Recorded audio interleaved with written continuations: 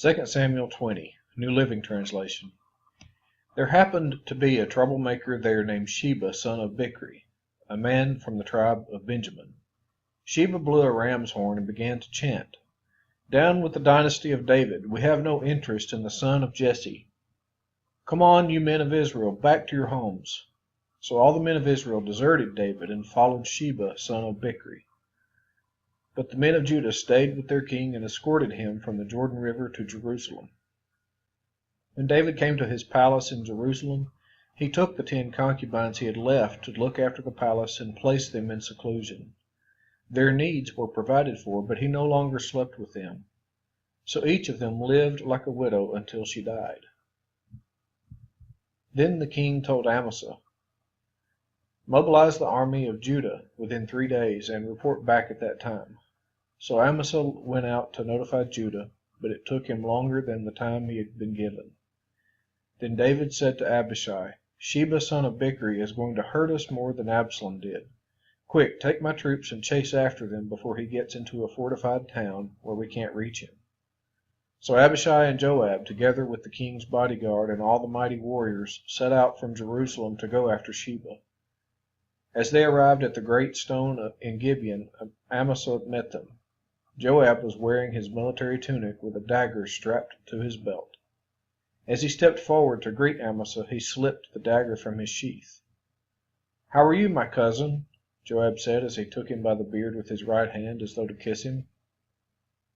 Amasa didn't notice the dagger in his left hand, and Joab stabbed him in the stomach with it so that his insides gushed out onto the ground.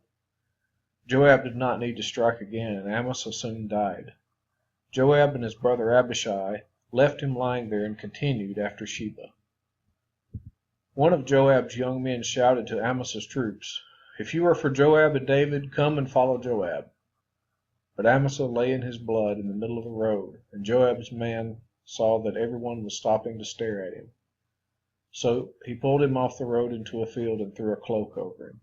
With Amasa's body out of the way, everyone went on with Joab to capture Sheba, son of Bichri. Meanwhile, Sheba traveled through all the tribes of Israel and eventually came to the town of Abel-Beth-Maachah. All the members of his own clan, the Bichrites, assembled for battle and followed him into the town. When Joab's forces arrived, they attacked Abel-Beth-Maachah. They built a siege ramp against the town's fortifications and began battering down the wall. But a wise woman in the town called out to Joab, "Listen to me, Joab. Come over here so I can talk to you." As he approached, the woman asked, "Are you Joab?" "I am," he replied. So she said, "Listen carefully to your servant." "I'm listening," he said. Then she continued, "There used to be a saying, 'If you want to settle an argument, ask advice at the town of Abel.' I am one who is peace-loving and faithful in Israel. But you are destroying an important town in Israel. Why do you want to devour what belongs to the Lord?" And Joab replied, "Believe me, I don't want to devour or destroy your town. That's not my purpose. All I want is a man named Sheba, son of Bichri, from the hill country of Ephraim, who has revolted against King David. If you hand over this one man to me, I will leave the town in peace."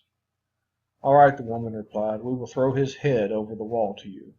Then the woman went to all the people with her wise advice, and they cut off Sheba's head and threw it out to Joab. So he blew the ram's horn and called his troops back from the attack. They all returned to their homes, and Joab returned to the king at Jerusalem. Now Joab was the commander of the army of Israel. Benaiah, son of Jehoiada, was captain of the king's bodyguard. Adoniram was in charge of forced labor. Jehoshaphat, son of Ahilud, was the royal historian. Sheva was the court secretary. Zadok and Abiathar were the priests, and Ira, a descendant of Jair, was David's personal priest.